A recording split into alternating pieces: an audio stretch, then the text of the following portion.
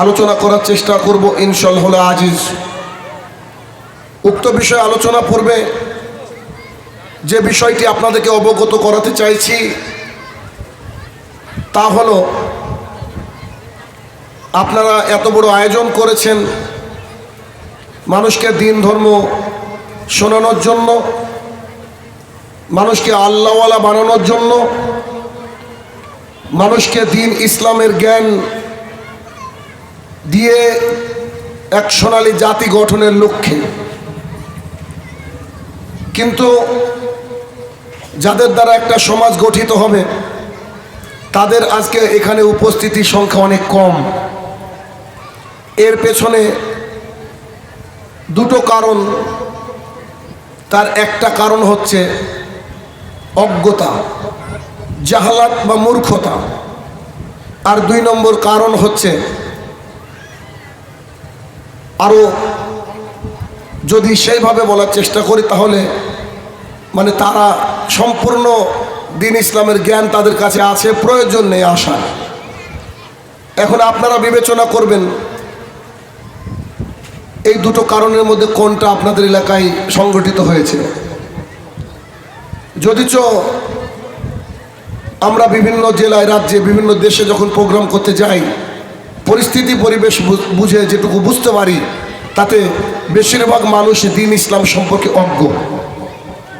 এরা জানে না, প্লাস জানার চেষ্টাও করে না। আজকে মুসলমান জাতি যে বিপন্ন, নিন্দিত, গন্তব্যে নন্দিত জাতি, সোনালী যুগের সেই সোনালী মানুষগুলোর বার্তা যদি আমরা এখনো বুকে ধারণ না করতে পারি, খুব শীঘ্রই আমাদের দেশও ফিলিস্তিন, গাজার মতো পরিস্থিতি আমাদের উপর দিয়ে বুলডোজারের মতো চলে যাবে, কেউ কারোর কিছু করার থাকবে না। এই জন্য আল্লাহ সুবহানাহু ওয়া তাআলা কোরআনে বলেছেন, যাদের চোখ আছে আর যাদের চোখ নেই তারা কখনো সমান হতে পারে না। চোখ থাকার চোখ না থাকা মানে কি? মানে শিক্ষিত আর মূর্খ, এই উভয় এক হতে পারে না। আমরা যে বেশিরভাগ মানুষ ভুল পথে আছি তার অন্যতম প্রমাণ হচ্ছে, যদি আজকে এইখানে একটা গানের আয়োজন করা হতো, অর্কেস্ট্রার আয়োজন করা হতো, তাহলে কিন্তু এই ফিল্ডে মানুষকে জায়গা দেওয়া যেত না। কিন্তু আজকে কোরআন এবং সুন্নাহর আলোচনা হচ্ছে, যার ফলস্বরূপ মানুষজনের যত সমাগম হওয়া উচিত ছিল এখনো অত সমাগম হয়নি। এর পেছনে যে কারণ আমি দুটো বললাম, এই দুটো কারণের আরও একটা রিলেটেড পয়েন্ট হচ্ছে, যখন আপনারা এইরকম কোনো মজলিসকে কায়েম করার চেষ্টা করবেন, নিজের ক্ষমতা, নিজের মেধা, নিজের শ্রম দিয়ে চেষ্টা করবেন যে আশেপাশে 1 কিলোমিটারের মধ্যে যেন কোনো দোকানপাট না বসে। আজকে বসেছে দোকান? জি। তো যদি এইখান থেকে যতটা উপকার হবে তার চেয়ে বেশি ক্ষতি হবে এই দোকানপাটে যেসব নারী পুরুষদের অবাধ বিচরণের ফলে। সুতরাং আগে নিজেকে প্রস্তুত করতে হবে, যেহেতু এটা কোরআন এবং সুন্নাহর মজলিস, যেখানে আল্লাহর কোরআন পঠিত হবে, সেখানে গুঞ্জন, সেখানে কথা বলা, সেখানে কোনো রকমের কোনো মেলা খেলার আয়োজন করলে এই জাতি ধ্বংসের দিকে যাবে নিশ্চিত। এই জন্য দিন ইসলামের আলোচনা দিন ইসলামের মতো করে রাখা উচিত। আর যদি এমন কিছু মানুষ আছে যারা বলে আমি আমার নিজের মাটিতে দোকান বসাবো, তো তোমার বাবার কি? যদি এমন মানুষ থাকে তো আপনি জলসা কমিটি থেকে বলবেন আসসালামু আলাইকুম। আপনি কেন পাপের ভাগীদারি হবেন? যেখানে মেলা বসেছে, যান, নারী পুরুষের অবাধ মেলামেশা চলছে, জেনা চলছে, জেনা, তাহলে উপকার করতে সে অনেক বেশি ক্ষতি হয়ে যাচ্ছে। সো এই বিষয়ে সতর্ক থাকতে হবে। আজকে আমি যে বিষয়টা আলোচনা করব বলে আপনাদের সামনে উপস্থাপন করেছি, এই বিষয়টা শিক্ষিত, বুদ্ধিমান, বিচক্ষণ, যাদের অন্তর, মানুষের অন্তর এখনো বালহুম আদাল, পশুর চেয়ে নিচ হয়ে যায়নি, তাদের এখানে একান্ত উপস্থিত থাকা জরুরি। কেননা যে সুনামি, যে প্লাবন আমাদের দিকে আসছে, এই প্লাবনে আমরা ভেসে যাওয়ার পূর্বে এই প্লাবনকে কি করে ঠেকাবো তার রূপরেখা, তার গাইডলাইন দেওয়ার জন্য আজকে আমার আলোচনা। তার মানে এই গাইডলাইনটা সবারই দরকার। কিন্তু দুঃখের বিষয়, যারা আছেন তারা একটু চেষ্টা করবেন যাতে করে অন্তত পক্ষে আমার কথাগুলো আপনারা বাড়ি পর্যন্ত নিয়ে যেতে পারবেন, আপনার সমাজ পর্যন্ত পৌঁছে দিতে পারবেন। এই আকাঙ্ক্ষা, এই আশা নিয়ে আমার আলোচনা শুনবেন ইনশাআল্লাহ আজিজ। আমার আলোচনার বিষয়টা আরও একবার আমি রিপিট করি। সমকালীন ফিতনা এবং তা থেকে উত্তরণের উপায়, তা থেকে বাঁচার উপায়। সমকালীন কি কি ফিতনা আছে তা আমি আপনি সবাই জানি। জানার পরেও আমরা এই ফিতনা থেকে উত্তরণের উপায় এখনো খুঁজে বের করতে পারিনি। আমি শুরুতে একটা হাদিস পেশ করব, যে হাদিসের আলোকে আজকে মূলত পুরো আলোচনা। আমি যে হাদিস বলবো, এই হাদিস হচ্ছে আজ থেকে 1450 বছর পূর্বে। একটু কল্পনা করুন, তখন ছিল না কোনো ডিভাইস, ছিল না কোনো মোবাইল, ছিল না কোনো উন্নত যোগাযোগ ব্যবস্থা, ছিল না এমন আমাদের সময়ের মতো ফিঙ্গার টিপে কোনো কিছু বের করে নেওয়ার অবস্থা। সেই সময়ে সাহাবায়ে কেরামের সামনে সমগ্র মানবতার মুক্তির পথের যিনি অন্যতম পথিকৃৎ মুহাম্মদ সাল্লাল্লাহু আলাইহি সাল্লাম, তার সাহাবীদের সামনে, সোনালী মানুষগুলোর সামনে এ হাদিস পেশ করছেন। হাদিস আবু দাউদের। সাওবান রাদিয়াল্লাহু তাআলা আনহু বলেন, রাসূল সাল্লাল্লাহু আলাইহি সাল্লাম বলেছেন, সাওবান রাদিয়াল্লাহু তাআলা আনহু একজন সাহাবী, তিনি বলেন রাসূল সাল্লাল্লাহু আলাইহি সাল্লাম বলেছেন, তোমরা যেমন খাবার খাওয়ার সময় একটা প্লেট বা থালার চারিপাশে বসো, ঠিক এমন একটা সময় আসবে সমগ্র বিজাতি যখন তোমাদের বিরুদ্ধে তথা মুসলমানের বিরুদ্ধে একত্রিত হবে। আগে হাদিসটা বলিনি, তারপরে ব্যাখ্যা। আবার বুঝেন, একটা হাদিস যদি আপনাকে বোঝাতে পারি তো আমার বক্তৃতা সার্থক। একটা হাদিস যদি আপনাকে বোঝাতে পারি তো আজকে আস্তে আস্তে পণ্ডিতপুরে 1 থেকে 1.5 ঘন্টা দাঁড়িয়েছিলাম, ঘেমে নেই একাকার, তবুও সার্থক যদি বোঝাতে পারি। সাওবান রাদিয়াল্লাহু তাআলা আনহু বলেন, রাসূল সাল্লাল্লাহু আলাইহি সাল্লাম বলেছেন, তোমরা যেমন করে তোমাদের থালার পাশে, খাবারের পাশে, প্লেটের পাশে চারিদিক থেকে বসো, ঠিক তোমাদের মুসলমানের উপরে গোটা বিশ্বের বিজাতিরা থালার পাশে বসার মতো তোমাদেরকে ঘিরে ধরবে। সমস্ত জাতি যারা থাকবে, যাদের দিন ইসলাম নয়, তারা তোমাদেরকে একেবারে ঘিরে ফেলবে, একেবারে আক্রমণ করবে। জনৈক সাহাবী এ কথা শোনার সাথে সাথে বললেন, ইয়া রাসূলুল্লাহ সাল্লাল্লাহু আলাইহি সাল্লাম, তখন কি মুসলমানের সংখ্যা কম হবে নাকি? স্বাভাবিক কথা, মুসলমানদেরকে গোটা বিজাতি ঘিরে ধরবে, তাই সাহাবীর টেনশন, সাহাবীর চিন্তা, তখন কি মুসলমানের সংখ্যা কম হবে নাকি? তখন রাসূল সাল্লাল্লাহু আলাইহি ওয়াসাল্লাম বলছে, অসম্ভব, তখন মুসলমান, প্রচুর মুসলমান থাকবে, মুসলমানরা হবে সংখ্যাগরিষ্ঠ, অনেক মুসলমান থাকবে, বিজাতির তুলনায় বহু মুসলমান থাকবে, তবুও তারা কিছু করতে পারবে না, তাদেরকে ঘিরে ধরবে বিজাতি। এরপরে রাসূলুল্লাহ সাল্লাল্লাহু আলাইহি সাল্লাম বললেন, তখন তোমরা মুসলমানরা হবে অনেক সংখ্যাগরিষ্ঠ, তবুও তারা আক্রমণ করবেন। সাহাবায়ে কেরাম চিন্তায় পড়ে গেলেন, এটা কেমন কথা?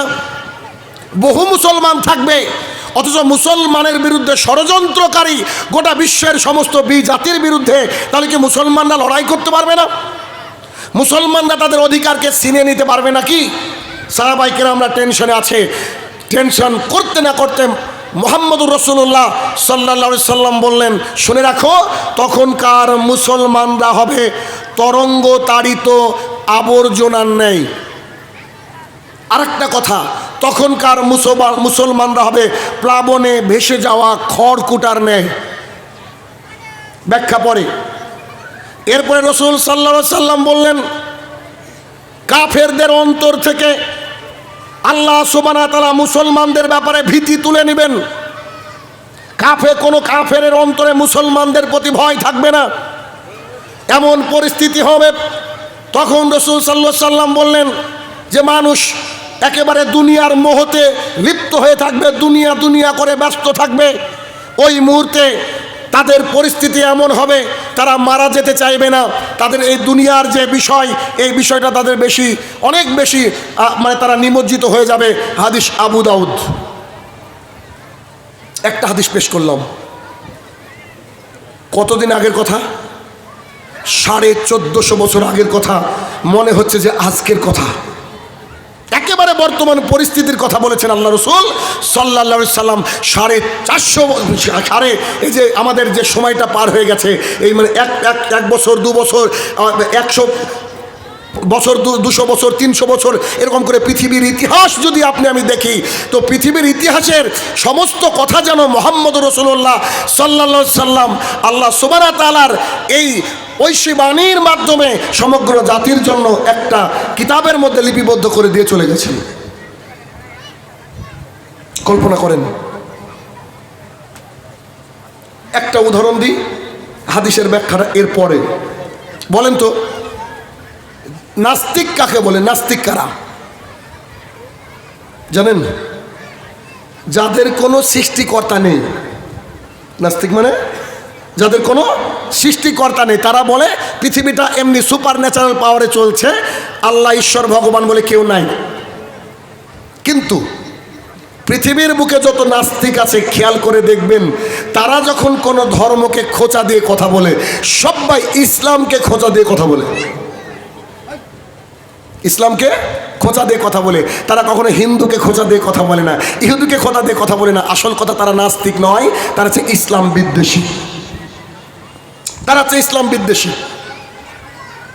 তো রাসূলুল্লাহ সাল্লাল্লাহু আলাইহি সাল্লাম যে হাদিস বললেন, হাদিস এবার আপনার সামনে আবার পেশ করি। সাওবান রাদিয়াল্লাহু তাআলা আনহু বলেন, রাসূল সাল্লাল্লাহু আলাইহি সাল্লাম বলছেন, যদি আপনাদের মধ্যে কেউ সৌদি আরবে গিয়ে থাকেন, সৌদি আরবে আজও মুসলমানরা একটা অনেক বড় থালাতে বসে খায়। অনেক বড় থালা অথবা প্লাস্টিক বিছিয়ে দেয়, একসাথে ভাত তরকারি সব রাখা হয়, আর চারিদিকে বসে খায়। ঠিক যেমন করে আমরা ডাইনিং টেবিলে খাই, থালা আলাদা থাকে, কিন্তু সৌদি আরবের বুকে কিভাবে খাওয়া হয়? একটা থালার মধ্যে সব কিছু ঢেলে দেওয়া হয় আর চারিদিক থেকে বসে খায়। আপনার আমার বাড়ির যদি ডাইনিং টেবিলটা খেয়াল করি, যখন আমাদের মা এবং স্ত্রীরা কী করে, খাবারকে প্লেস করে দেয়, রেডি করে দেয়, তখন আমরা কি করি? আমাদের বাড়ির যত সদস্য সবাই মিলে ডাইনিং টেবিলের চারিদিকে চলে আসি। কখন চলে আসি? যখন খাবারকে প্লেস করা হয়। খাবার দেওয়ার আগে কেউ আসে কি? আসে না। খাবারকে প্লেস করার পর চলে আসে। ঠিক তেমনই মুহাম্মদ সাল্লাল্লাহু আলাইহি ওয়াসাল্লাম বলছেন, মুসলমানদের উপরে খাদ্যের ভোজন পাত্রের চারিদিকে যেমন মানুষ জড়ো হয়, ঠিক তেমন করে গোটা পৃথিবীর যত মুসলমানরা থাকবে, বেদিন বেঈমানরা থাকবে, সবাই মুসলমানের বিরুদ্ধে একত্রিত হবে। 1450 বছর আগের হাদিস, মনে হচ্ছে আজকের কথা, তাই না? বলেন তো, মুসলমানদের বন্ধু একটা জাতির নাম করেন। আমার কথা বুঝে আসছে কি? একটু হ্যাঁ হো বলেন ভাই। যদি বুঝে না আসে বলেন, অন্য কিছু বলবো। কারণ আজকের আলোচনাটা আপনাকে আমাকে বাঁচানোর জন্য আলোচনা। একটু আমি জানি না টাফ হচ্ছে কিনা, একেবারে সহজ, নিজেকে বাঁচানোর আলোচনা। ওই যে ছেলেটা সাজারুর মতো চুল কেটে বাইকটাকে টান দিয়ে চলে গেল না, ও টিকবে না, 2 দিন পর ও টিকতে পারবে না। আজকে তাদের একটা উৎসব, এজন্য এই রঘুনাথগঞ্জে আসতে যে সময় লাগে তার চেয়ে আরও 3 ঘন্টা আগে বেরিয়েছি। কেন?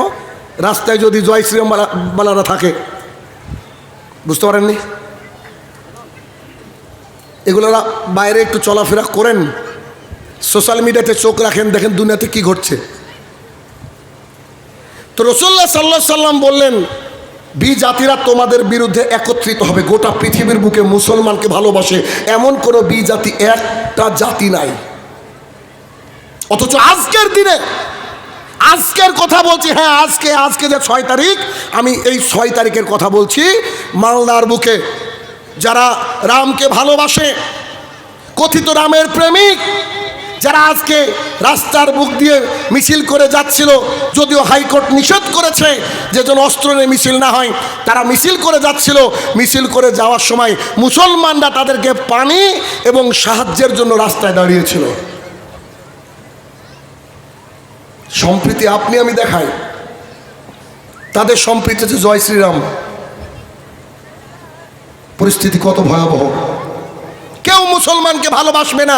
বলেছেন মুহাম্মদ সাল্লাল্লাহু আলাইহি সাল্লাম, পান পাত্রের চারিদিকে যেমন করে বসা হয় তেমন করে গোটা জাতি আমাদেরকে একেবারে আগ্রাসনের শিকার করে দেবে। এই কথা বলার পরে রাসূল সাল্লাল্লাহু আলাইহি সাল্লাম বললেন, তাকে জিজ্ঞাসা করা হলো তখন কি মুসলমান থাকবে কিনা? তখন তিনি বললেন, তখন মুসলমানরা হবে অনেক, কিন্তু তারা হবে তরঙ্গ তাড়িত ধুলোকণার ন্যায় আর প্লাবনে ভেসে যাওয়া খড়কুটোর মতো। এই দুটো বাক্য আপনাকে একটু বুঝাই। তরঙ্গ তাড়িত ধুলোকণার ন্যায় মানে একটু, যখন দেখবেন রাস্তাঘাটগুলো তৈরি হয়, মেইন রোড, দেখবেন একজন ব্যক্তি রাস্তাতে ইট বালি পাথর ঢালার আগে একটা মেশিন, একটা গাড়ি থাকে, আর তার হাতে এরকম একটা বুমের মতো জিনিস থাকে, যেটা দিয়ে এভাবে মাটির দিকে দেয় আর উড়ে চলে যায়, হাওয়া দেয়, হাওয়া দেওয়া মেশিন দেখেছেন?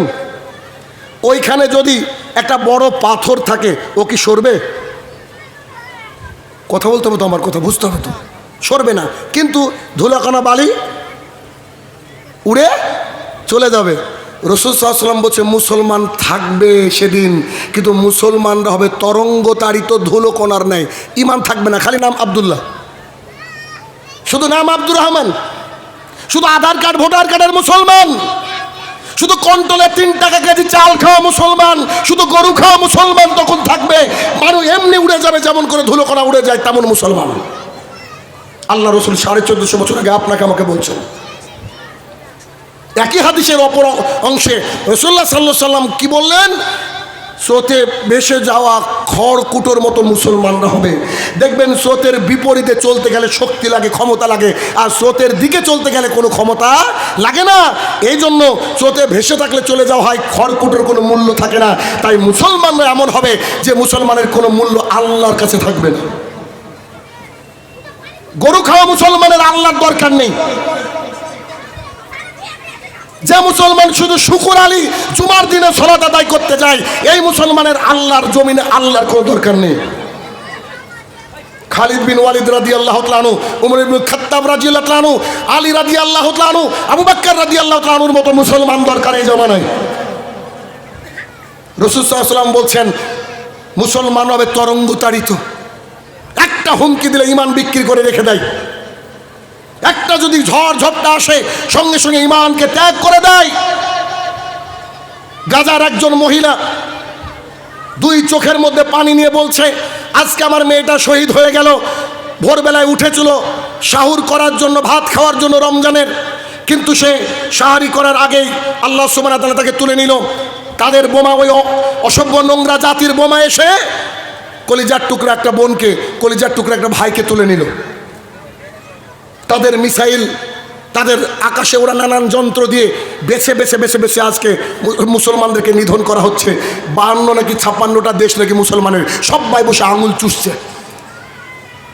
তারা নিজে দাবি করছে উই আর গুড মুসলিম। তারা অপেক্ষা করছে আবাবিল কবে আসবে। আবাবিল, আব্রাহা যখন তার হস্তি বাহিনী নিয়ে ধ্বংস করতে এসেছিল আমাদের বাইতুল্লাহকে, আল্লাহ সুবহানাহু ওয়া তাআলা আকাশ থেকে আবাবিল পাঠিয়েছিলেন। আবাবিল কোনো পাখির নাম নয়, আবাবিল মানে ঝাঁকে ঝাঁকে পাখি। ঝাঁকে ঝাঁকে পাখিরা ছোলার মতো একটা কি যেন পাথর ফেলছিল, এক একটা পাথর বোমা হয়ে ব্লাস্ট করছিল। আব্রাহা সহ তার হস্তি বাহিনী সহ আল্লাহ তাআলা ধ্বংস করে দিয়েছিলেন। সেটা মুহাম্মদ সাল্লাল্লাহু আলাইহি ওয়াসাল্লামের যে বছরের জন্ম সে বছরের কথা বলছি। আজকে রঘুনাথগঞ্জে শাহিনুর রহমান দাঁড়িয়ে, আমি জানি না আগামী দিনে বাঁচবো কিনা, আগামী দিনে আপনি যেমন করে চলছেন তেমন চলতে পারবো কিনা। তবে একটা কথা শুনে রাখেন, এটা আমার মনের কথা। আজকে যদি আল্লাহ তাআলা আবাবিল পাঠায়, ওয়াল্লাহি আমার মনে হয় এই আবাবিল ওই ইসরায়েলকে ধ্বংস করবে না, ওই আবাবিল আপনাকে আমাকে ধ্বংস করবে। এই মুসলমান আমরা, যাদের আমাদের ইমান টোকা দিলে ইমানটা নষ্ট হয়ে বেরিয়ে চলে যায়। তরঙ্গতাড়িত মুসলমান। আবাবিল ওদেরকে ধ্বংস করবে না, আবাবিল ধ্বংস করবে আপনাকে আমাকে। কেন? আজকে বিশ্বে এত বড় অন্যায় হয়েছে, আমরা ইমানদারিতার জায়গা থেকে নিচে চলে এসেছি। আরে আমি জানি, আমি বলছি না আপনাকে যুদ্ধ করতে যেতে হবে, আমি বলছি না তাদের পাশে গিয়ে দাঁড়ান। আপনি তো তাদের কষ্টে ব্যথিত হয়ে অন্তত তাহাজ্জুদের সালাত আদায় করে তার জন্য দোয়া পড়তে পারেন। আপনি তো আজকে থেকে সিদ্ধান্ত নিতে পারেন যে আজকের পর থেকে আমি আর নামাজ ত্যাগ করবো না, প্রত্যেকটা নামাজের শেষে আমি আমার ওই মাজলুম ভাইদের জন্য দোয়া করব। কি জবাব দেবেন যেদিন কিয়ামতের মাঠে আল্লাহ তাআলা দাঁড় করিয়ে দিয়ে যদি বলে তোমার পাশে এটা ঘটছিল, তুমি কি করেছিল? তখন আপনি কি বলবেন? I was enjoying the nature. আমি তো মানে পৃথিবীতে ব্যস্ত ছিলাম, মানে আমি কেরিয়ার তৈরি করতে ব্যস্ত ছিলাম, আমি আমার বউ বাচ্চা নিয়ে ঈদের শপিংয়ে ব্যস্ত ছিলাম, আমি বাড়ি গাড়িকে আরও বুলন্দ করার জন্য দিন রাত পরিশ্রম করেছিলাম। কই আমি তো বুঝতে পারিনি। কি জবাব দেবেন আল্লাহর কাছে? আছে কোনো জবাব? কোনো জবাব নেই। এরপরে রাসূল সাল্লাল্লাহু আলাইহি সাল্লাম হাদিসে বললেন, তরঙ্গতাড়িত মুসলমান হবে তখন ইমানের অবস্থা এরকম থাকবে। এরপরে তিনি বললেন, কাফেরদের অন্তর থেকে আল্লাহ তাআলা ভয়কে তুলে দিবেন। আগেকার যুগের মুসলমানরা যদি একবার আল্লাহু আকবার বলতো, বেদিন বেঈমানরা থরথর করে কাঁপতো।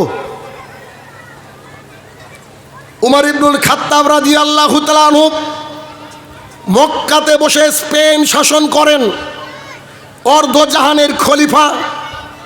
অনেকে গবেষণা করে বলছে উমার তো শত শত হাজার হাজার কিলোমিটার দূরে বসে আছে, কি করে এই স্পেনের মানুষ, অমুক দেশের মানুষ তাকে এত বেশি মেনে চলে, তার কথার বাইরে হয় না। কি কারণে? তখন তারা বলেছিল যে কমিউনিকেশনের তো তেমন কোনো মাধ্যম নেই, চিঠি পৌঁছাতো 6 মাস 7 মাস পর পর। তাহলে হয়তো বা উমার এই শব্দটা, এই নামটাই তাদের কাছে একটা ভয়ের ছিল। উমর আল্লাহ রাসূল সাল্লাল্লাহু আলাইহি ওয়াসাল্লামের সাহাবী, ঈমান ছিল একেবারে উদ্দীপ্ত, যে ঈমানের কারণে উমর গোটা বিশ্ব জুড়ে এই শাসন ক্ষমতা চালিয়েছিলেন ঈমানের বলে। আজকে আমরা মুসলমান, তাহলে তাদের অন্তর থেকে কি করা হবে? মুসলমানের উপরে যে ভীতি, ভয়, মুসলমানকে দেখলে যে ভয় লাগে, এরা যে আল্লাহওয়ালা, এরা যে ইমানদার, এই ভয়টা আর তাদের অন্তরে থাকবে না, এটা আল্লাহ তাআলা তুলে দিবে। এরপরে রাসূলুল্লাহ সাল্লাল্লাহু আলাইহি ওয়াসাল্লামকে সাহাবায়ে কেরাম বললেন, তারপরে কি? তখন তিনি বললেন, এরপরে শুনে রাখো, যারা মুসলমান হবে এই মুসলমানদের দুনিয়ার প্রতি ভালোবাসাটা খুবই বেড়ে যাবে। তারা দুনিয়া ছাড়া কিছু বুঝবে না, দুনিয়ার প্রতি ভালোবাসাটা বেড়ে যাবে। তারা দুনিয়া ছাড়া কিছু বুঝবে না, দুনিয়ার প্রতি ভালোবাসাটা বেড়ে যাবে। তারা দুনিয়া ছাড়া কিছু বুঝবে না, আর তারা মৃত্যুকে ভয় করবে। 1 মিনিট, গতকালকে আমি আপনাদের এই আশপাশে কোথাও ছিলাম, একটা প্রোগ্রামে, কাদিকোলা, এখান থেকে 3-4 কিলোমিটার হবে মেবি। কাদিকোলায় ছিলাম, ওখান থেকে বাড়িতে গিয়েছি। বাড়িটা আমার কাছে আশ্রয়স্থল, তাই না? যেখানেই থাকি না কেন পৃথিবীর, যখন বাড়িতে ঢুকি তখন বলি আলহামদুলিল্লাহ। একজন মুসলমানের ফাইনাল ডেস্টিনেশন কোথায় বলেন তো? আসল বাড়ি কোথায় আমাদের বলেন? কোথায় যেতে হবে? কবর। Grave is our final destination, কবর। তো কবরে যদি যেতে হয়, আজকে গেলেও যেতে হবে, 1000 বছর পরে গেলেও যেতে হবে। কনসেপ্ট বুঝতে পারি না আমরা। আল্লাহ সুবহানাহু ওয়া তাআলা মালাকুল মউতকে কারুর কাছে পাঠিয়ে মালাকুল মউত ঘুরে গিয়েছে, আম পাবলিকের সাথে কোনোদিন হবে না। মানে মৃত্যুর ফেরেশতা আপনাকে জানটা নিতে এসে আপনি বলছেন I am busy right now, এটা হবে না কখনো। কিন্তু এক জায়গায় ঘটেছিল, কবে? মুসা আলাইহিস সালামের কাছে মালাকুল মউত এসে বলছে চলেন, টাইম হয়ে গেছে। তো বলছে কোথায়? সে আল্লাহর কাছে। একটু মেজাজওয়ালা লোকজন এক চড় দিয়েছেন, সঙ্গে সঙ্গে একটা চোখ খুলে পড়ে গেছে। আল্লাহর কাছে গিয়ে বলছে, আল্লাহ তুমি এমন বান্দার কাছে পাঠালা, এমন মার মারলো আমার একটা চোখই অকেজো। তখন আল্লাহ সুবহানাহু ওয়া তাআলা বলছে, তুমি যাও, কে? আমার ওই প্রিয় বান্দাটাকে বলো, আমার ওই প্রিয় মানুষটাকে বলো যে একটা গাভী অথবা একটা ছাগল, তার গায়ের উপরে হাত দাও, হাত দিয়ে যতগুলো লোম হাতের মধ্যে পড়বে প্রত্যেকটা লোমের বিনিময়ে 1 বছর করে আল্লাহ হায়াত দিবে। তারপরে উনি কি করলেন, কি উনি চলে এসে এই কনসেপ্ট ওনাকে বোঝানোর চেষ্টা করলেন। তো তখন তিনি বলছে, পশুর গায়ে হাত দেওয়ার আগে একটা প্রশ্ন কি? বলছে তারপরে কি হবে? বুঝতে পারেননি? ওই বৎসরগুলো শেষ হয়ে যাওয়ার পর 1 কোটি বছর হলো, কথার কথা, তারপরে কি হবে? বলছে তারপরে আপনার কথা শুনবো না, নিয়ে চলে যাব। তখন মুসা আলাইহিস সালাম বলছে, ওকে চলো জান কবজ করো, আমার আর দরকার নাই। তাহলে আপনার আমার যদি ফাইনাল ডেস্টিনেশন কবর হয়, এত দীর্ঘ দিন বেঁচে থেকে লাভ আছে কি? ফিরতে তো হবে সে জায়গায়। তো যদি সে জায়গায় ফিরতে চান, আল্লাহ তাআলার জমিনে আল্লাহর দিনকে উঁচু করার জন্য যা যা করার দরকার তাই করার জন্য প্রস্তুতি গ্রহণ করেন। তার মানেটা কি? তার মানেটা হচ্ছে এই, মুসলমান হচ্ছে একটা দেহের মতো। গোটা পৃথিবীর সমস্ত মুসলমানরা একটা দেহের মতো। কারুর যদি মাথায় ব্যথা হয়, সে যেমন ক্লান্ত হয়ে যায়, পায়ে ব্যথা হলেও তার মাথাটা বুঝতে পারে, অর্থাৎ গোটা শরীরের মতো গোটা বিশ্বে আজকে যে সয়লাভ চলছে, এই সয়লাভের জন্য আমাদের সবারই মাথা ব্যথা হওয়া উচিত। 1 নম্বর পয়েন্ট। তাহলে কি আল্লাহ রাসূল সাল্লাল্লাহু আলাইহি ওয়াসাল্লাম যে বাক্যটা বললেন যে মুসলমানরা মরতে চাইবে না, তাদের পৃথিবীর সাথে মায়ার বান্ধন কি হবে? অটুট থাকবে। দেখেন দৃশ্য, মসজিদের মধ্যে বসে আছেন মুহাম্মদ সাল্লাল্লাহু আলাইহি সাল্লাম, সাহাবায়ে কেরাম এরকম বসে আছে। সাহাবীদেরকে বলছে, তোমরা জানো কি, তোমরা যদি আল্লাহর রাস্তায় জীবন দাও, এপারে মৃত্যু ওপারে জান্নাত। ভালো করে বুঝবেন, এরকম আলোচনা করছেন। তোমরা যদি আল্লাহর রাস্তায় মৃত্যুবরণ করো, শহীদ হয়ে যাও, এপারে মৃত্যু ওপারে জান্নাত। 16, 17, 18 বছরের এক যুবক হাতে করে কিছু একটা খাচ্ছিলেন, কেউ বলেছে কোরমা, কেউ বলেছে খেজুর। তিনি যখন খেজুর খাচ্ছিলেন, খেজুরগুলোকে তৎক্ষণাৎ ফেলে দিয়ে বলছেন, কই চলেন, আমি যুদ্ধে যাওয়ার জন্য প্রস্তুত। একটা কথা শুনেছে, জান্নাত পেতে হবে, শুধু জান্নাত। সঙ্গে সঙ্গে বলেছেন, আমি যুদ্ধক্ষেত্রে যাওয়ার জন্য প্রস্তুত। তিনি যুদ্ধক্ষেত্রে গেলেন, বহুত বেদিন বেঈমানকে শেষ করে দিয়ে নিজেও শাহাদাত বরণ করলেন।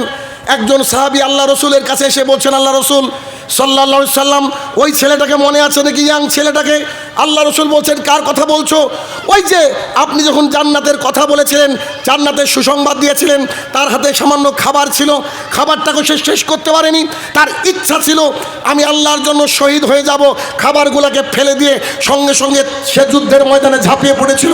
আল্লাহ রসুল বলছে, হ্যাঁ হ্যাঁ হ্যাঁ, ওই ছেলেটার কথা মনে আছে কেন, কি হচ্ছে, কি হয়েছে বলো। তখন তিনি বলছেন, সেই ছেলেটাকে দেখলাম যুদ্ধের ময়দানে নিথর দেহ পড়ে আছে।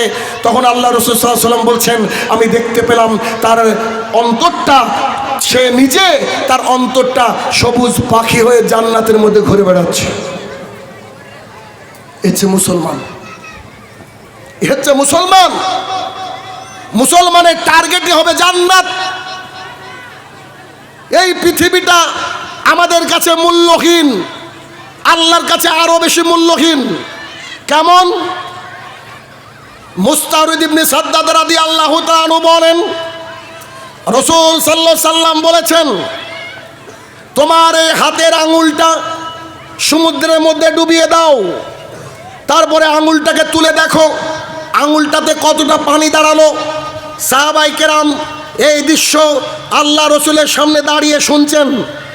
আপনারা বলেন তো, আপনাদের পাশ দিয়ে যে বয়ে গেছে নদী, এই নদীতে আপনি আমি যদি আমাদের আঙুলটা ডুবিয়ে দিই, তারপরে আঙুলটা তুলি, আমাদের আঙুলে কতটুকু পানি থাকবে? কথা বলেন। একটা ফোঁটা, কথার কথা, মানে যতটুকু লেগে থাকে। আচ্ছা, 1 ড্রপ অফ ওয়াটার, একটা ফোঁটা পানি আল্লাহ রাসূল সাল্লাল্লাহু আলাইহি ওয়াসাল্লাম বললেন, তোমার হাতের আঙুলে যা পানি তা হচ্ছে দুনিয়া, আর সমুদ্রটা হচ্ছে আখিরাত। 60 বছরের জীবনের জন্য এত পরিকল্পনা, ওই জীবনের তো কোনো শেষ নেই, ওটা তো নেভার এন্ডিং লাইফ।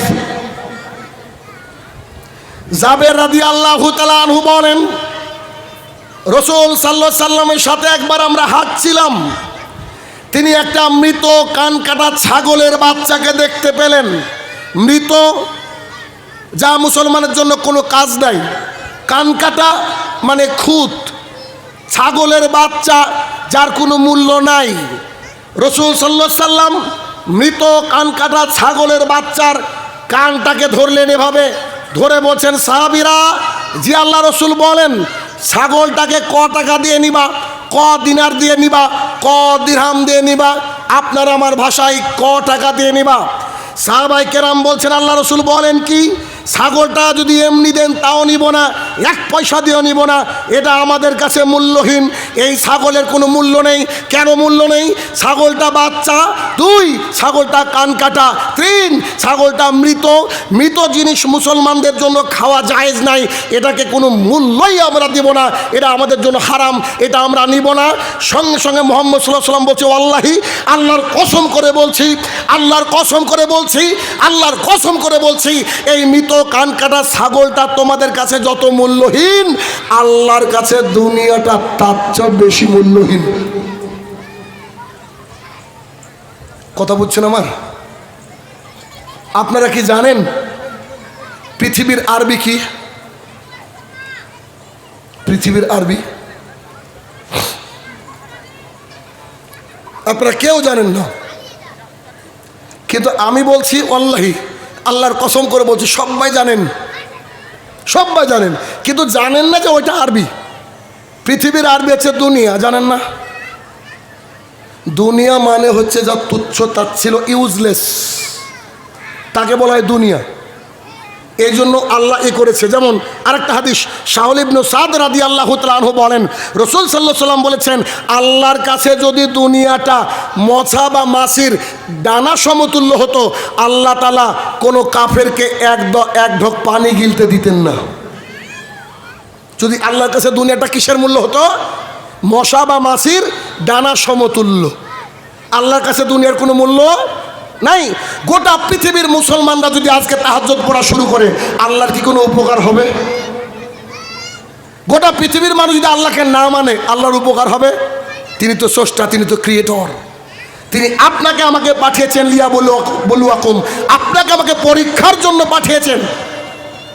আমরা যে পরীক্ষার একটা সেন্টারে রয়েছি, এই পরীক্ষা বড়ই কঠিন পরীক্ষা। আজকে 52টা দেশ, 56টা দেশ, কত দেশ মুসলমান, সমস্ত রাজাদের উপর একটা বড় পরীক্ষা চলছে। আল্লাহ তাদেরকে ক্ষমতা দিয়েছিলেন, এই ক্ষমতার বিচার একদিন হবে। হাজার হাজার শিশু, হাজার হাজার মায়ের বুক খালি হয়েছিল, হাজার হাজার পরিবার ধ্বংস হয়ে গেছিল, একেবারে নাম ও নিশানকে মুছে দিয়েছে শুধু শ্মশান আর শ্মশান। পৃথিবীর সবচেয়ে বড় গোরস্থান এখন হচ্ছে গাজা। পৃথিবীর সবচেয়ে বড় গোরস্থানের নাম হচ্ছে ফিলিস্তিন। পুরো গোরস্থানে পরিণত হয়ে গেছে। আল্লাহর কাছে গিয়ে তারা কি জবাব দেবে? ফিতনা, সমকালীন ফিতনা এক, বর্তমানে ওই অবস্থা, মুসলমানদের ইমানের এই অবস্থা। 2 নম্বর ফিতনা ওয়াকফ। আমি কয়েকদিন আগে রাগ করে ফেসবুকে পোস্ট করলাম, 1450 বছর সলাতের বয়ান করে আজও ফজরে মসজিদে মুসল্লিকে নিয়ে যেতে পারলাম না। 1450 বছর জুমার খুতবা দিয়ে আজও মানুষকে সুদ ঘুষ থেকে দূরে রাখা গেল না। 1450 বছর যাবৎ জুমার খুতবাতে পর্দার বিধানের কথা বলে এখনো গ্রামকে গ্রাম উলঙ্গ নারীরা ঘুরে বেড়ায়। 1450 বছর যাবৎ জাকাতের কথা বলে মুসলমানরা আজও জাকাত দিতে শিখেনি। সেই মুসলমানকে আপনি একদিনে ওয়াকফ শেখাবেন? একদিনে বুঝাবেন? অত সোজা? অন্তর তো তার কাঁধে যার কিছু হারিয়ে যায়, কিন্তু যার কিছু হারানোর নেই, সে তার তো কিছু কাঁদে না। ফিলিস্তিন সম্পর্কে যদি আপনাদের ধারণা থাকতো তো আপনাদের খেতে বসে চোখ দিয়ে পানি পড়তো, কিন্তু ধারণা নেই।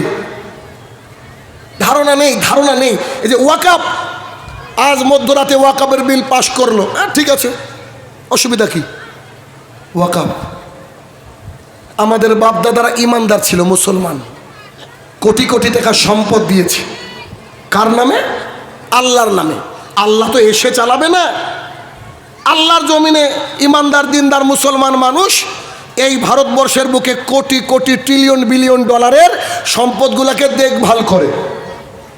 এই সম্পদগুলা আল্লাহর, কিন্তু আল্লাহ চালাতে দিয়েছেন মুসলমানদেরকে। কিন্তু আমাদের দেশের সরকার বলছে না না না, তোমরা একা চালাতে পারবে না, তোমরা ঠিকঠাক বুঝো না কি করে কি চালাতে হবে। আমরা শিক্ষিত মানুষ, এই জন্য আমরা তোমাদের মানে কমিটিতে ঢুকে আমরা যা করব তাই। ভারতবর্ষের এত বড় বড় মন্দির আছে, একটা মন্দিরে বলেন তো একজন মুসলমান সদস্য আছে কমিটিতে? কথা বলেন। এই যে গুরুদুয়ার বলেন, কত কি আরো কি আছে, একজন মুসলমান সদস্য নেই। অথচ আমাদের ওয়াকেফের মধ্যে কেন হিন্দু সদস্য থাকবে?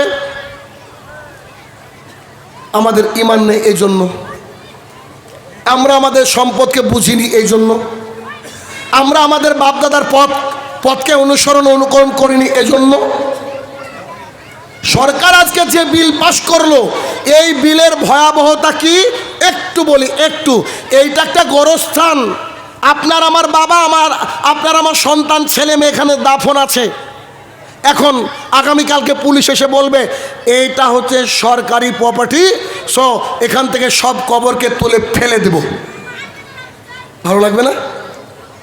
বুলডোজার দিয়ে বাবাদের, আমাদের মায়েদের লাশগুলাকে তুলে ফেলে দিবে, এটা কবজা হবে তাদের।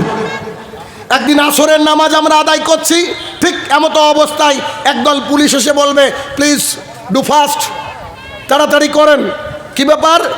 মসজিদ থেকে বেরিয়ে এসে বলছে যে এটা হচ্ছে ওয়াকফ সম্পত্তি, সো এখানে কোনো মসজিদ থাকবে না, বাইরে বুলডোজার দাঁড়িয়ে আছে, আপনি আমি আসরের সলাতের পরে মাগরিবের সলাত আদায় করার ক্ষমতা রাখবো না।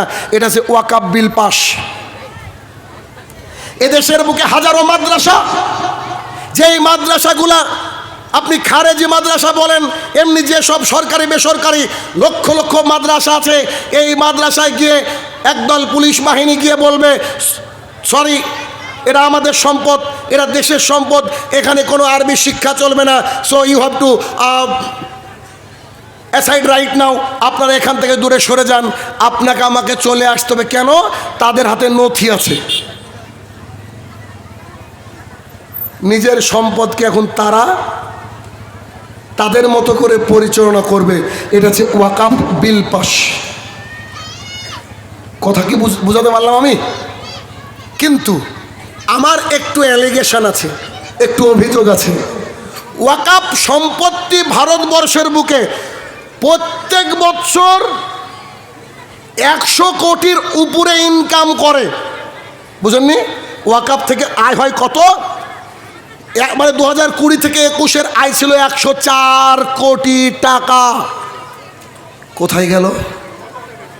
কোনো হসপিটাল তৈরি হয়েছে কি? কোনো মাদ্রাসাকে সম্পূর্ণ ফ্রিতে পড়ানো হয় কি? এই গ্রুপেও যারা আছে, এদেরও বহু বেঈমানরা রয়েছে, তাদের নিজের পকেট ভর্তি করছে তারা।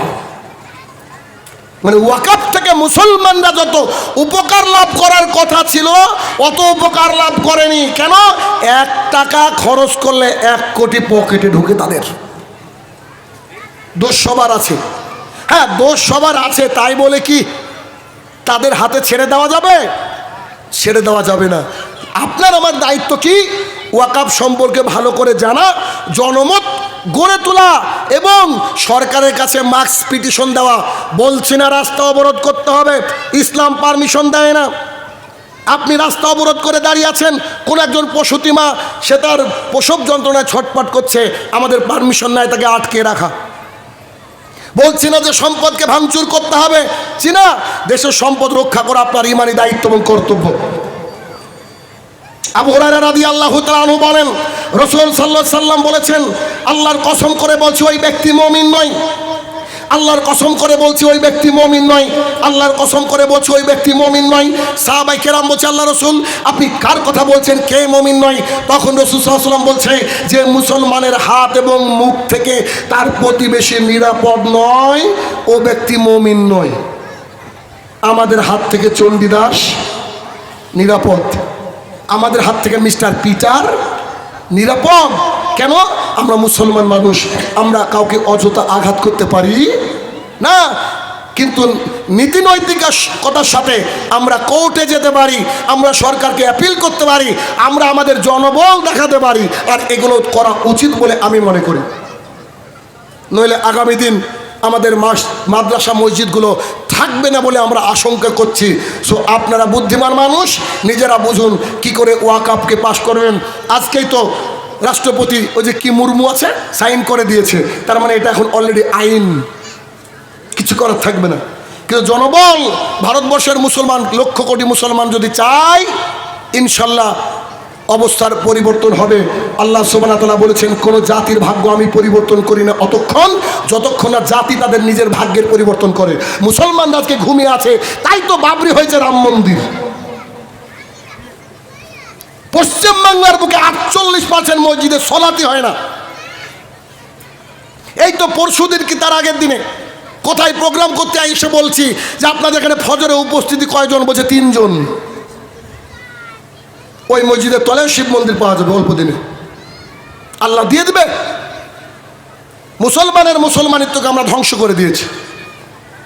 2 নম্বর ফিতনা এগিয়ে আসছে আমাদের উপরে, আমাদেরকে কোণঠাসা করার চেষ্টা করছে, আর আমরা মুসলমানরা এখনো জেগে উঠতে পারি না। আচ্ছা যাও যো হোগা দেখা যায়গা এরকম ভাবছি, কিন্তু পরিস্থিতি খুব ভয়াবহ হয়ে যাবে। 3 নম্বর সমকালীন ফিতনা হচ্ছে কেরিয়ার তৈরি করা। কেরিয়ার, আমরা কেরিয়ারের জন্য যারা সুশিক্ষিত ভালো ঘরের সন্তান, এই ভালো ঘরের সন্তানরা পড়াশোনা করে বেশিরভাগই হতে চায় শিক্ষক। এটা শালীনতা, ভদ্রতা, চারিদিকে নাম শিক্ষক মানে অনেক বড় বিষয়, কিন্তু মাইনে যদি একটু অল্প হয় সম্মান অনেক বেশি। এই শিক্ষকতার পেশার জন্য আমরা দিনরাত মরিয়ে হয়ে খাটছি। টেট দিচ্ছি, primary, upper primary, SSC, SLST, কত কি পরীক্ষা দিচ্ছি আমরা। কিন্তু দুঃখের বিষয় 26,000 মানুষের চাকরি বাতিল করে দিল হাইকোর্ট। সবাই কি খারাপ ছিল? সবাই কি অবৈধ ছিল? সবাই কি ঘুষ দিয়ে চাকরি করেছিল?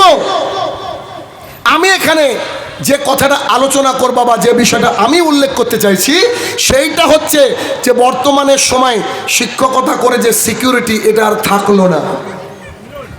আর এই সিকিউরিটি থাকলো না কি কারণে? এর পেছনে দায়ী হচ্ছে নেতা নেত্রীরা। মানে ওরা ঝামেলা করবে আর আপনার আমার পরিবার সুইসাইড করবে। বুঝতে পারছেন না? এ ওর দোষ দিচ্ছে, ও ওর দোষ দিচ্ছে। তো সবাই যদি একে অপরের দোষ দেয়, চাকরি তো আমারটা গেল নাকি? আমার মিন্স আমার ভাইদের গেল। তারা আজকে দিশেহারা। 10 বছর আগে চাকরি পেয়েছে, এখন বলা হচ্ছে তোমাকে আবার পরীক্ষায় বসতে হবে। 10 বছর আগে যে গতি ছিল এখন কি আর থাকে? হ্যাঁ, এখনো অনেক MA পাস মানুষ আপনার মধ্যে আছে, অ থেকে শুরু করে চন্দ্রবিন্দু পর্যন্ত লিখতে পারবে না। বুঝেননি কথা? প্র্যাকটিসের ব্যাপার আছে। তো মানুষ তো আর প্র্যাকটিস করে না, তাই বলে কি সে ব্যক্তি MA পাস করেনি, মাধ্যমিক পাস করেনি? হ্যাঁ করেছে। তাহলে কেরিয়ার তৈরি করতে হবে। ইসলামের আলোকে কেরিয়ারটা কি? ইসলামের আলোকে কেরিয়ারের 1 নম্বর বিষয় হচ্ছে আপনি আমি যখন কোনো রুজির দিকে যাব, সেই রুজিটা যেন হালাল হয়, এটাকে দেখতে হবে। হালাল, বর্তমান সময় হালাল রুজির খুব বড়ই অভাব। তাতে যদি হালাল রুজি করতে গিয়ে যদি আপনাকে স্টেশনে দাঁড়িয়ে কলা বিক্রি করতে হয়, চকলেট বিক্রি করতে হয়, অনেক ভালো, ব্যবসা করেন। রাসূলুল্লাহ সাল্লাল্লাহু আলাইহি ওয়াসাল্লাম ব্যবসার ব্যাপারে উদ্বুদ্ধ করেছে। কিন্তু এটাকে আমি 3 নম্বর ফিতনায় কেন নিয়ে আসলাম? কারণ এই ফিতনায় পড়ে আজকে আমাদের যুব সমাজ শেষ। মহিলারা প্রাইমারি চাকরি করার জন্য যাচ্ছে, নার্সিং করার জন্য মুম্বাই যাচ্ছে, প্লাস ভেলোরে যাচ্ছে কি যাচ্ছে না? খেয়াল করে দেখেন তো আপনার এলাকা আছে কিনা, যে মেয়েটা বুকে ওড়না নিয়ে সুন্দর একটা সালোয়ার কামিজ পরে 12 ক্লাস পাস করার পরে হায়দ্রাবাদ গেল, চেন্নাই গেল, মুম্বাই গেল, সেই মেয়েটা একটু শিক্ষিতা নিজেকে মনে করে আমি শিক্ষিতা হয়েছি, তার কিছুদিন পর যখন সে ডাক্তার বা নার্স হয়ে ফিরে আসছে, তার শরীরে 4 ভাগের মধ্যে 3 ভাগে পোশাক নাই। দেখেছেন কথা মনে বুঝতে পারছেন না? আমার দেখেন না এগুলো? সে উচ্চ শিক্ষিতা নারী হয়ে গেছে, সে বোঝাতে চাইছে আমরা উচ্চ শিক্ষিতা নারী।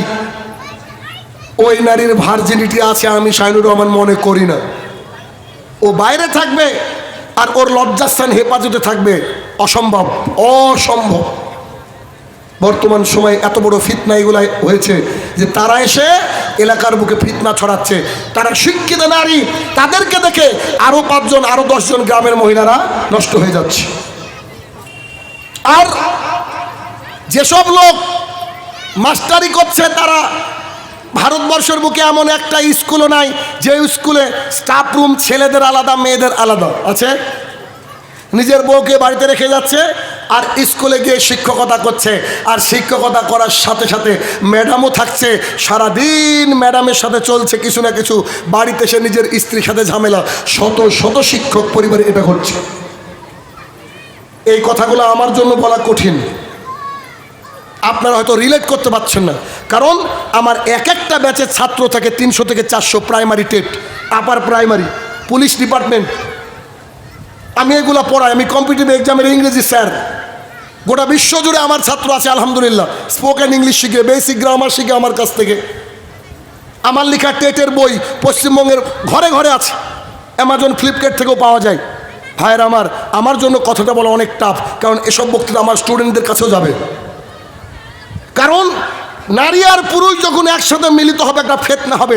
হাদিস বুখারীর হাদিস শুনেন, আবু হুরায়রা রাদিয়াল্লাহু তাআলা আনহু বলেন রাসূল সাল্লাল্লাহু আলাইহি সাল্লাম বলেছেন, যখন কোনো নারী আর পুরুষ একান্তে থাকে, টিআইসি বসে আছে আর ম্যাডাম বসে আছে, 3 জন ক্লাসে চলে গেছে, এরা কি একান্তে নয়?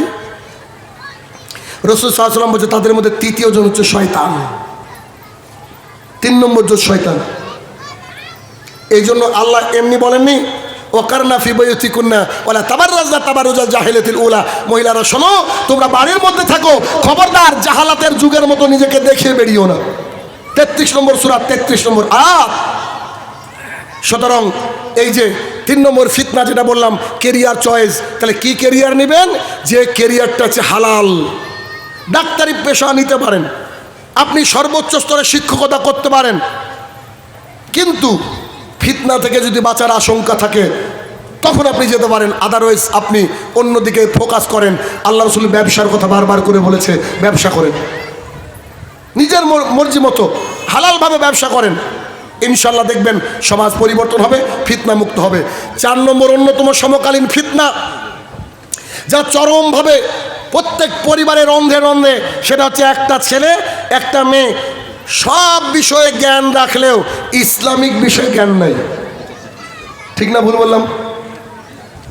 একজন হিরোর নাম বলেন, পুরো ওর বংশ তালিকা ওর কাছে মুখস্থ।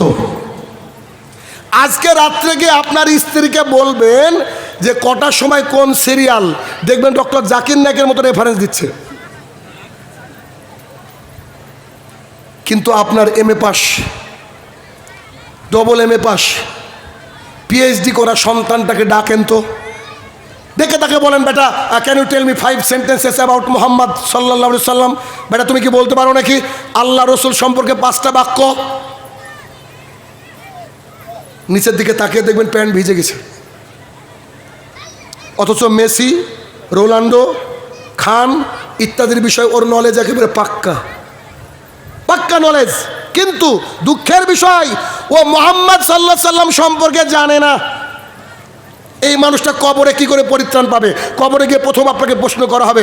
আনাস ইবনে মালিক রাদিয়াল্লাহু তাআলা আনহু বলেন, রাসূলুল্লাহ সাল্লাল্লাহু আলাইহি সাল্লাম বলেছেন, ইন্নাল আবদা ইদা উদিয়াতি কাবরিহি ওয়া তাওয়াল্লা আনহু আসহাবুহু, যখন কোনো বান্দাকে কবরের মধ্যে রাখা হয় এবং তারা বাড়ি ফিরতে শুরু করে, লা ইয়াসমাউ কারানি আলিহি, সেই ব্যক্তি কবর থেকে জুতা সেনের আওয়াজ শুনতে পায়।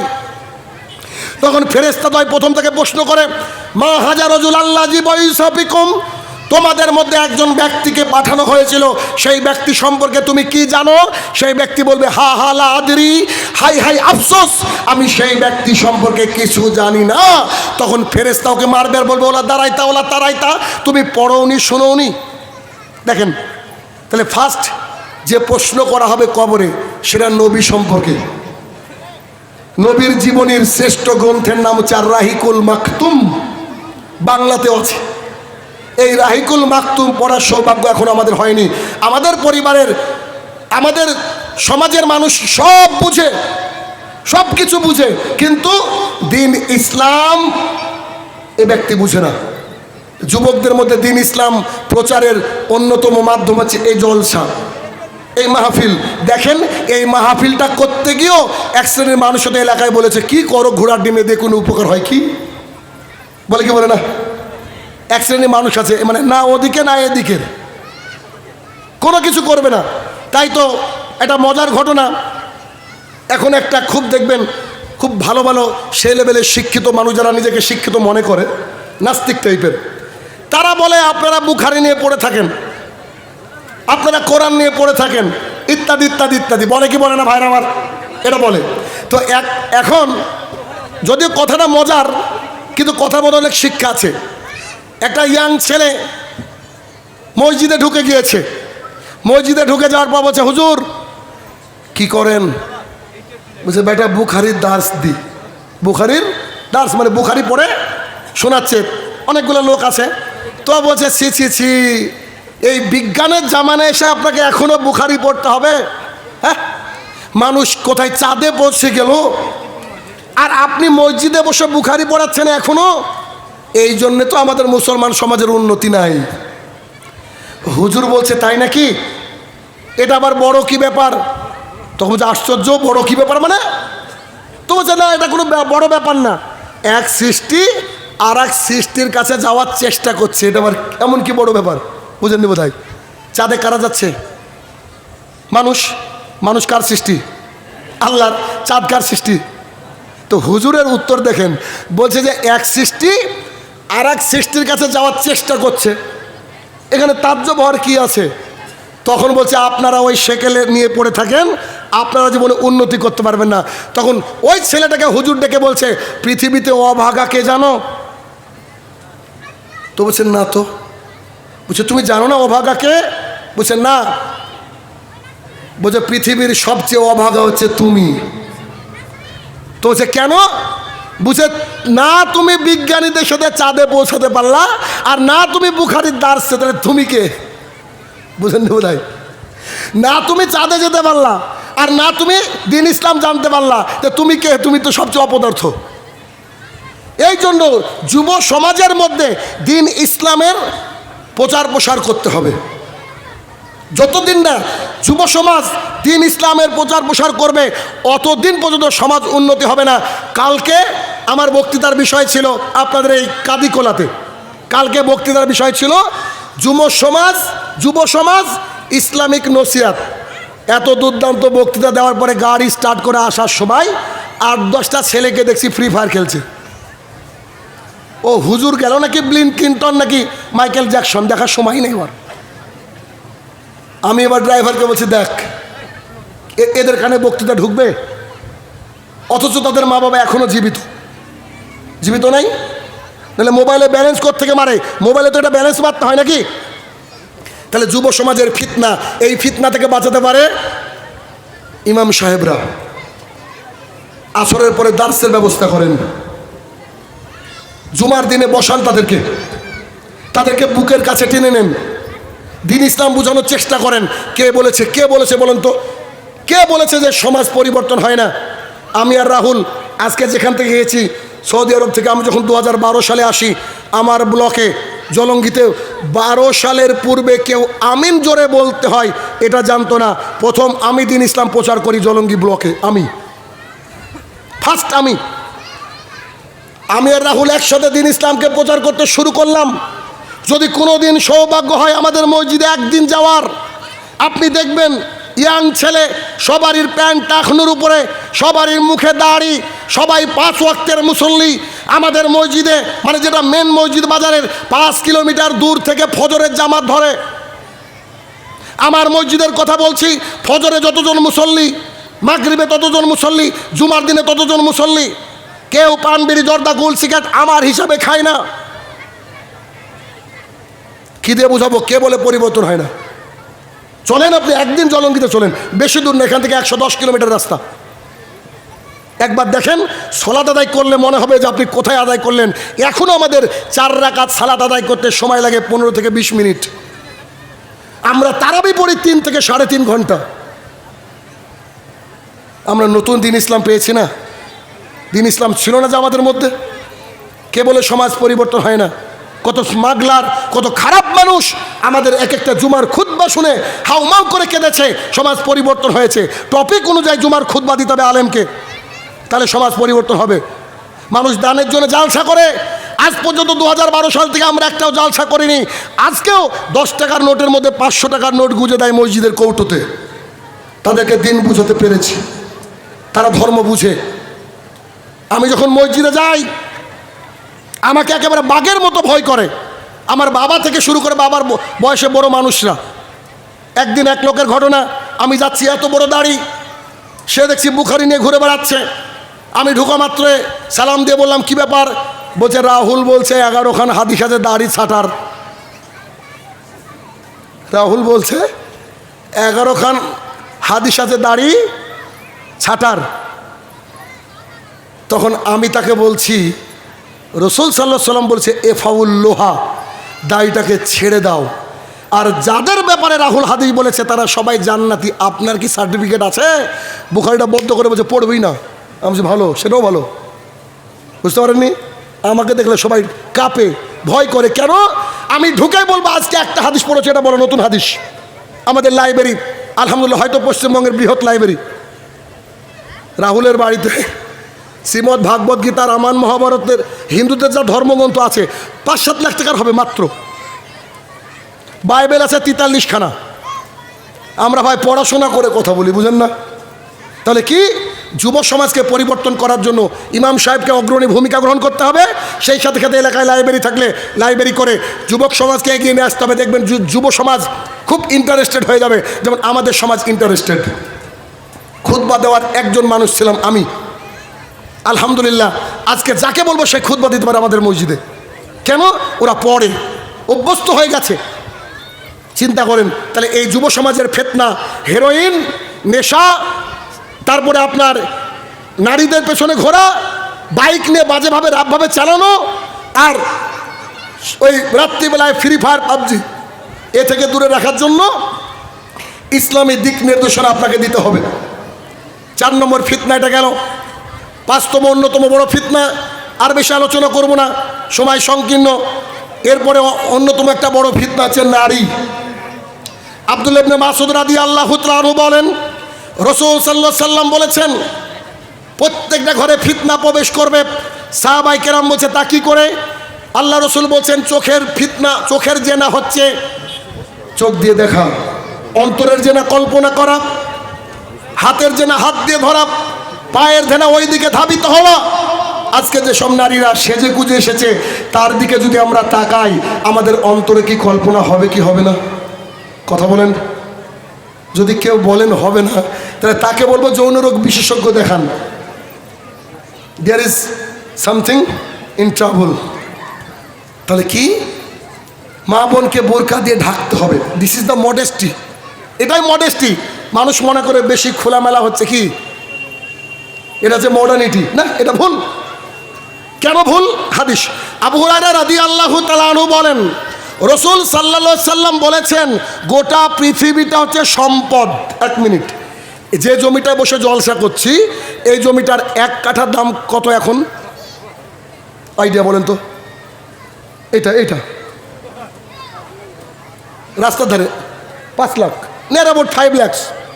এটা লালগোলা মোড়ে কত হবে? একেবারে মোড়ে 20 লাখ। আচ্ছা 10 লাখ। দিল্লিতে কয়েক কোটি। আপনার ক্যালকুলেশন করতে পারবেন না। আল্লাহ রসুল বলছেন গোটা পৃথিবীটা হচ্ছে সম্পদ, তার মধ্যে শ্রেষ্ঠ সম্পদ হচ্ছে আলমারাতুস সলেহা, নেককার বউ। নেককার বিবি, মোহরা না দিলাম আমি, খেতে দিই আমি, আর ধাক্কা মারবে অন্যজন, আর হেডমাস্টার বলবে মামনি let's go to the class. মামনিকে ক্লাসে পাঠাচ্ছে, মামনি এসে খুব টেনশানে, ছেলেটাকে মানুষ করে বাড়ির কেয়ারটেকার। রাত্রিবেলা একটু একসাথে ঘুমানোর চেষ্টা করলে বলবে যে I am too tired today right now, so you have to go to the another room. আমি আজকে খুব ক্লান্ত, তোমাকে অন্য রুমে যেতে হবে। আরে পুরুষ, তুমি ইনকাম করো, তোমার বউকে রাজরানি করে বাড়িতে রাখো, দ্যাটস দ্য ইসলাম। নইলে ক্ষতি হবে, হবে হবে। আজকে না বুঝলে আপনি 100 বছর পরে হলেও বুঝবেন। আপনি দেখে নেন, আমি বাস্তবতা নিয়ে কথা বলি। তারপর আচ্ছা, ও আচ্ছা আচ্ছা, ওদের সংস্থা বা গ্রুপ আছে নাকি? কোনো সংস্থা বা গ্রুপ আছে ওদের নাকি? ইসলামপুর যুবশক্তি, মাশাআল্লাহ। তো এ হচ্ছে ফিতনা। যত ফিতনা আজকে আপনাদের সামনে আমি পেশ করলাম, এই ফিতনাগুলো কি বর্তমানে দেখতে পাচ্ছেন? বলেন বলেন, পাচ্ছেন না? একজন মহিলা ড্যানিয়েল ল্যাডুকা, উনি কোরআনের ভুল ধরার জন্য কোরআন পড়তেন।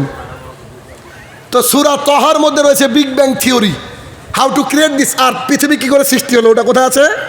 কোরআনে। এই জন্য আমি বলি বিজ্ঞানীর বাবার নাম কি? মুহাম্মদ সাল্লাল্লাহু আলাইহি সাল্লাম।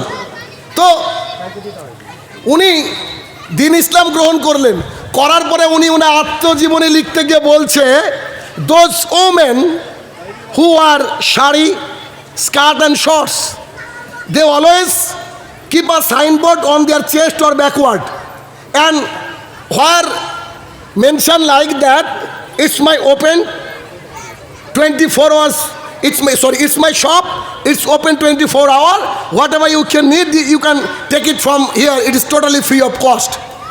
সুন্দর কথা বলেছেন। মহিলা বলছে যেসব মহিলারা শাড়ি পরে পেট বের করে দেয়, শর্ট পরে, স্কার্ট পরে, সেসব মহিলারা যেন তাদের বুকের উপরে আর পিঠের উপরে সাইনবোর্ড লুকিয়ে রাখে, সাইনবোর্ড ঝুলিয়ে রাখে, আর ওই সাইনবোর্ডের উপরে লেখা আছে দিস ইজ মাই শপ, এটা আমার দোকান, হোয়াট এভার ইউ নিড, আপনার যা প্রয়োজন you can take it from air, আপনি এখান থেকে নিতে পারেন, it is totally free of cost, কিছু টাকা লাগবে না। কত বড় লজ্জা দিয়ে উনি এই কথা বলছেন। এই জন্য মিস্টার সালাদিন বলে একজন বিখ্যাত ব্যক্তিত্ব, উনি বলেছিলেন if you want to destroy your society without war food their adultery, যদি তোমরা তোমাদের সমাজকে ধ্বংস করতে চাও যুদ্ধ ছাড়া, তাহলে তোমরা শুধু নারীদের পোশাক কেড়ে নাও। এত খারাপও ছিল না লালগোলা, এত খারাপও ছিল না রঘুনাথগঞ্জ, এত খারাপও ছিল না মুর্শিদাবাদ, কিন্তু আজকে একেবারে পাড়া গায়েও জিন্সের প্যান্ট আর টি শার্টওয়ালি মহিলা দেখা যায় কি যায় না? সবাই কি হিন্দু? অনেক মুসলমান আছে। এই মুসলমান মহিলারা তাদের শরীর দেখে চলছে। আল্লাহ রসুল বলছে দুই শ্রেণীর মানুষকে আমি দেখিনি, তারা তো জান্নাতে যাবে না, যাবে না, জান্নাতের গন্ধ পাবে না। এমন এক শ্রেণীর মানুষ যাদের হাতে গরুর লেজের মতো বাঁকানো লাঠি থাকবে, তা দিয়ে মানুষকে বিনা কারণে মারবে। যদিও জানি না তারা কারা, তো হতে পারে সিভিক ভলেন্টিয়ার। কালকে রাত্রিবেলায় গাড়ি চলছে, মমতা ব্যানার্জিকে অনুরোধ করবে একটু বেতনটা যেন পুলিশের বাড়িয়ে দেওয়া হয়। সব কাগজপত্র থাকার পরেও কেন যে চা খাওয়ার টাকা তাদের লাগে। তো আমার গাড়ি থামলো, পুলিশে বলছে কি আছে গাড়িতে, আমি ড্রাইভারকে বললাম যে বল গাঁজা আছে। তো তাকে আমাকে দেখে বলছে যান। আবার কিছু দূর 2-1 কিলোমিটার যাওয়ার পর আবার অফিসার বলছে ছেড়ে দাও, সিভিক ভলেন্টিয়ার মানে যাকে আমি আইপিএস অফিসার বলি। তো সে বলছে কোথায় গিয়েছিলেন? ড্রাইভার বলছে জলসাই। কোথায়? কাদিকোলা, লালগোলা, রঘুনাথগঞ্জ। তো জলসাতে গিয়েছেন, তো যন্ত্রপাতি কই? শুনে রাখেন।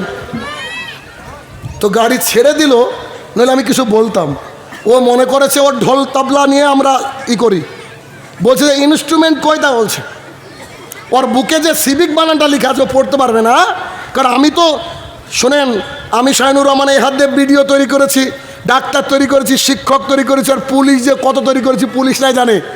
দুঃখের বিষয়, আমি যাদেরকে সবচেয়ে কমা ব্রেনের পেয়েছি তারা হচ্ছে পুলিশ ডিপার্টমেন্টের লোক।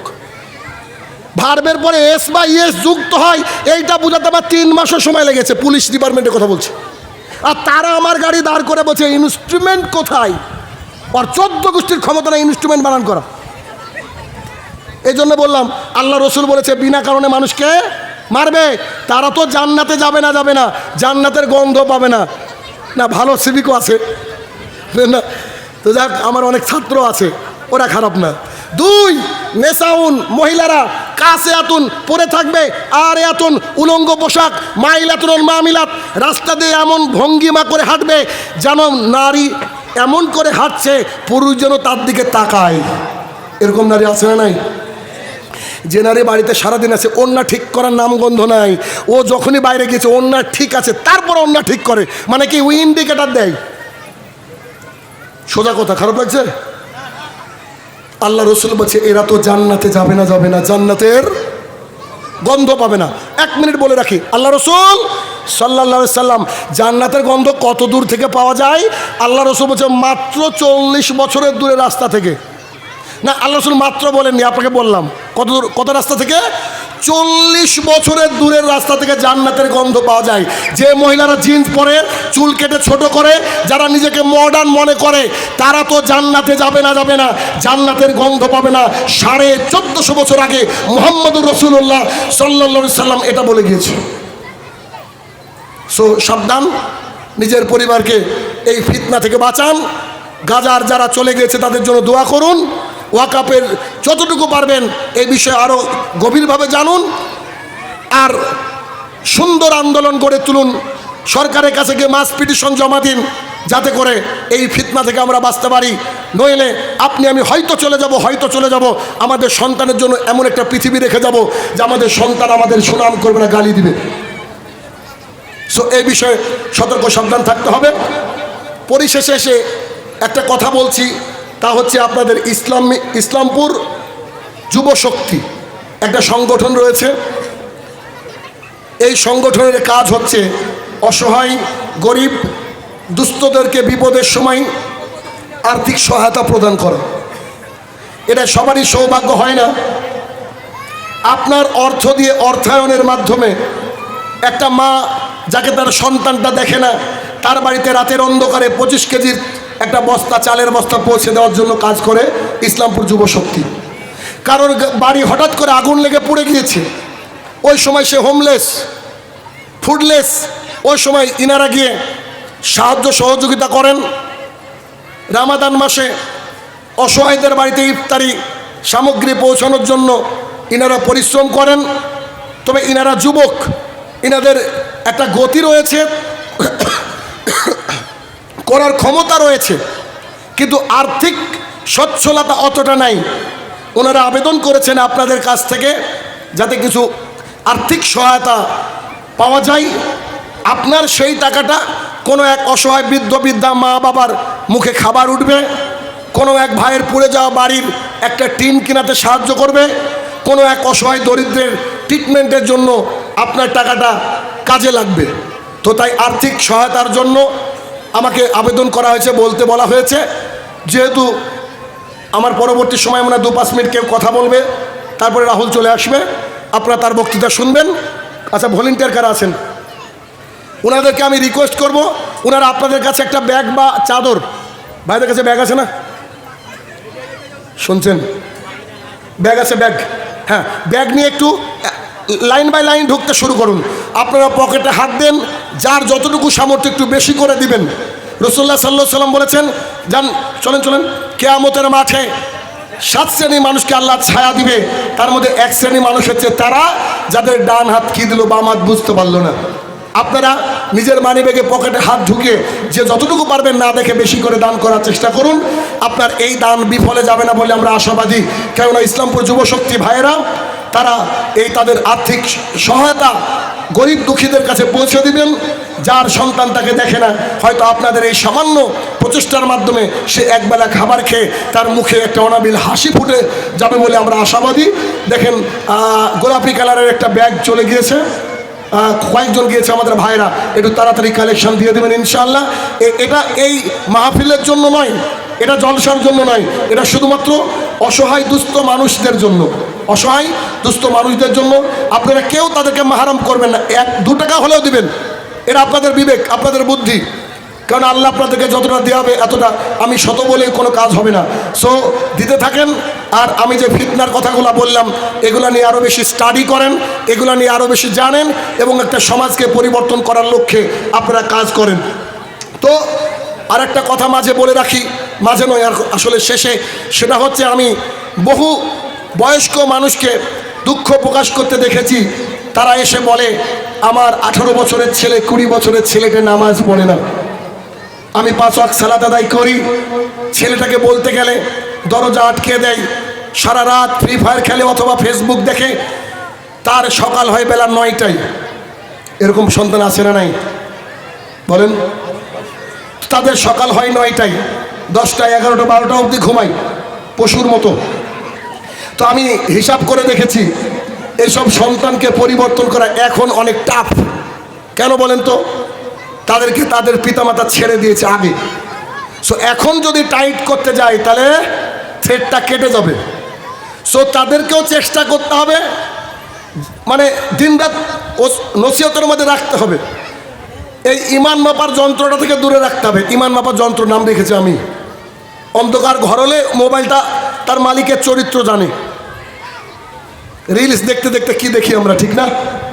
তো আমি একটা সিদ্ধান্ত নিয়েছি, জানি না কতটুকু হবে সামনের দিনে বাস্তবায়ন। আমার লেখা বেশ কিছু বই আছে, তার মধ্যে কিছু বই বাচ্চাদের জন্য ভেবেছি। যে অনলাইনে আমার অনেক ব্যাচ রয়েছে, গ্রামার রয়েছে, ইত্যাদি স্পোকেন রয়েছে। তো ভেবেছি একেবারে বাচ্চাদেরকে, মানে 5 বছর থেকে 7-8 বছরের বাচ্চাদের একটা করে ক্লাস করাবো। গুগলে সার্চ দিয়ে দেখলাম 60% বাচ্চারা অ্যাডিক্টেড বাই মোবাইল। এই মোবাইলের মাধ্যমে অ্যাডিক্টেড শেষ। তো ভেবেছি এদের জন্য নতুন করে একটা আমি সিলেবাস তৈরি করছি। এ শেখাবো একটা বাচ্চাকে 2 দিন ধরে।